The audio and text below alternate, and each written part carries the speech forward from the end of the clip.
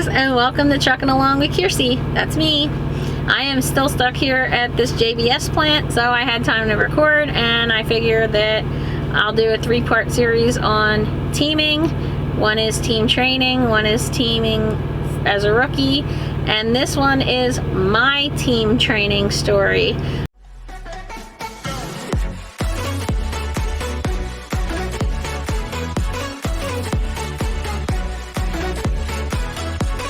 You know, I went into training in 2015, so I've been out here for 4 years now.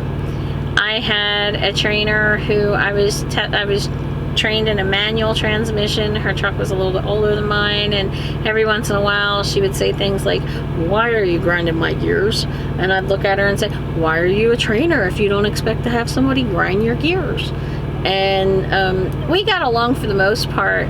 But we had our ups and downs, and you know, sometimes we would get nasty, and I really felt like I didn't get enough backing.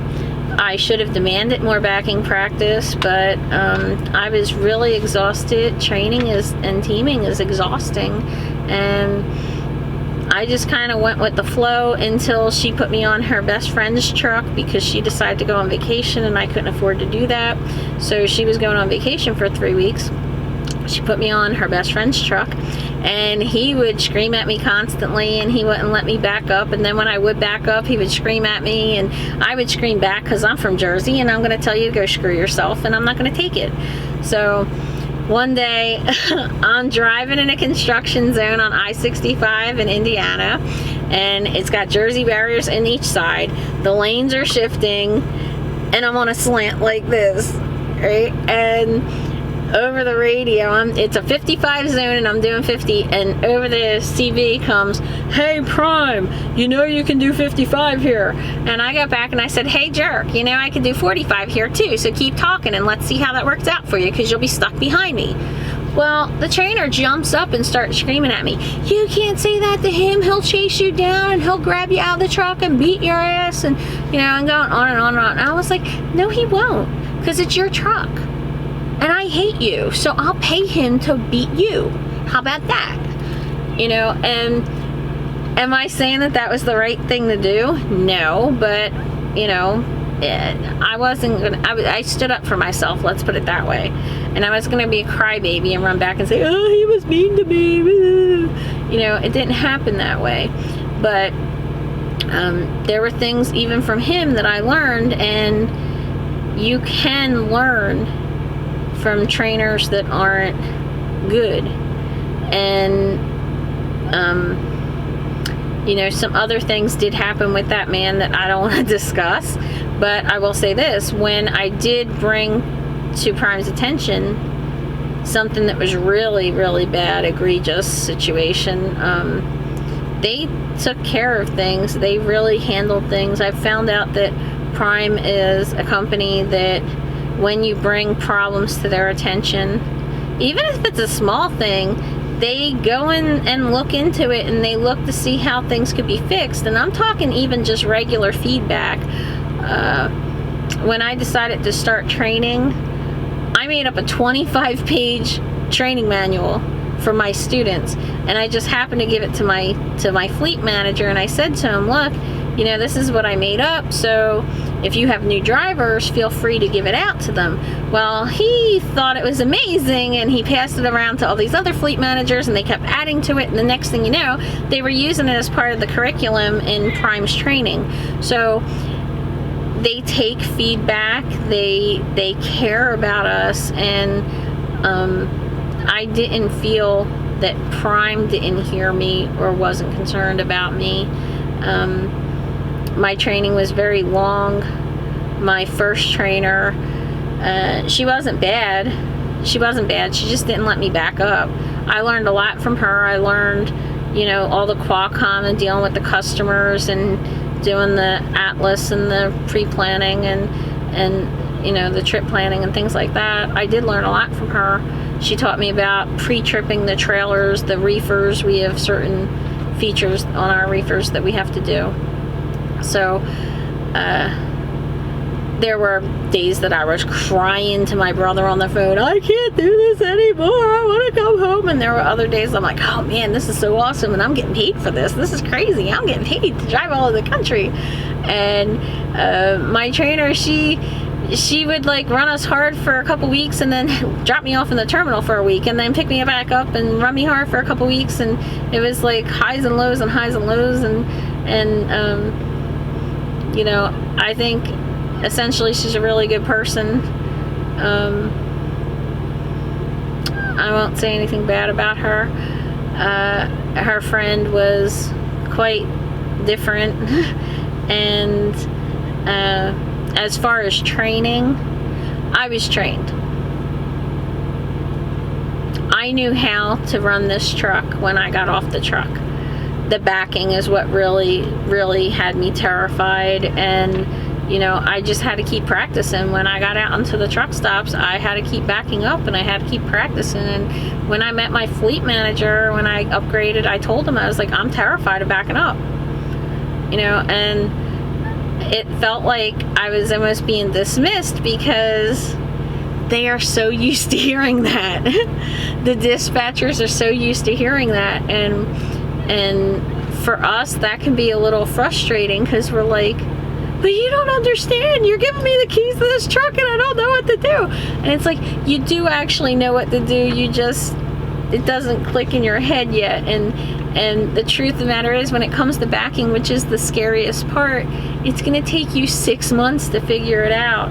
And I know people that in the manual, it took 2 months to learn how to downshift. So people come out here and they're thinking, oh, I'm going to go for training for a couple weeks, and then I'm going to go to school for a couple weeks, and then I'm going to go into training, and I'm going to get, after a month, I'm going to have my own truck, and I'm just going to start making this money, and blah, blah, blah, blah, blah. And it doesn't work that way, because if you rush yourself through it, you're not going to learn. It is so much to learn. So it can be very overwhelming, and that in itself is emotional. So you have to like try to detach a little bit and start looking at things as puzzles. And you know, Prime has something called PSD, which is Prime Student Drivers. That was my trainer when I had a permit, and that trainer was amazing. He was absolutely amazing. I had my permit and I went up and down downgrades. I did 7% downgrades. I went over Mont Eagle. I went over Cumberland. I drove in fog and hills and rain and nights, and you know, it was awesome. I learned so much. I drove through Atlanta, I drove through Detroit, I drove to St. Louis, I went through Chicago, and you know, it was amazing. He took me up, tried to get me to go over the George Washington Bridge. That wasn't happening. I told him, oh, I'll park this sucker right here and I'll walk back to Jersey, walk back home, because no, it ain't happening. And when I came over, he had us go to Connecticut, and we were coming back into Pennsylvania from Connecticut, and he tried to get me to go over the GW by following the GPS, and I told him no, I wasn't doing it. So I started to go over the Tappan Zee Bridge, and he's like, where are you going? You're supposed to go that way. I know that the GPS is not always right, and this way is safer for me, so that's where I'm going. He complained about that a little bit until his friend called me up and says, hey, I tell you what, if he doesn't want you on the truck, I'll take you, because you just proved you know it's safe for you, and you know not to listen to the GPS. You'll follow the GPS right into a lake, right onto the Jersey Shore or the beach or the boardwalk, or that's happened. And so, you know, but my downside with that trainer, he was in PSD, and he didn't do TNT. He wound up quitting Prime because of a family situation. So I was supposed to go out with him for TNT, and I kind of wish I did, because we really clicked. But I could not understand the backing. And he sat there going left, left, left, right, right, right. And when he wasn't in front of me, I couldn't do it. So one really big suggestion that I have is get out and look every time. Don't allow the trainer to direct you. And if you're backing up and the trainer is trying, you know, gets frustrated and says, get up, I gotta do it, tell them, no, I really need to learn how to do this. Please let me do it. You know, some people don't have the patience, and it's really hard when you're trying to learn and you have somebody over your shoulder anyway. So You know, I didn't have the best end of my training, but I made it through. You can make it through. And, you know, just have the right attitude. Be flexible. Don't be in that attitude of, oh, well, this is the way it's going to be and this is what I demand. Because as soon as you start making demands, you're already putting the trainer at odds. No matter what, that trainer knows more than you. That's a hard thing to get into your head, because everybody wants to try to fix a situation, but that trainer knows more than you. So coming back at that trainer is not going to help you at all. You know, and I love the people that as soon as something goes wrong, the first thing they say is, oh, I'll sue. Yeah, okay. All right, good luck with that. Now, you know, I know somebody who went solo, and he had 3 accidents in 1 month. 2 his first day. And on his 3rd accident, which was, you know, less than 30 days later, he, you know, Prime said to him, well, we'll put you back in training. And he started going off about, I'm not going into training, this is your trainer's fault, and this is Prime's fault, and I'm suing you for the CDL schooling, and blah, blah, blah. And the next thing you know, okay, well, we were going to give you a chance, now goodbye.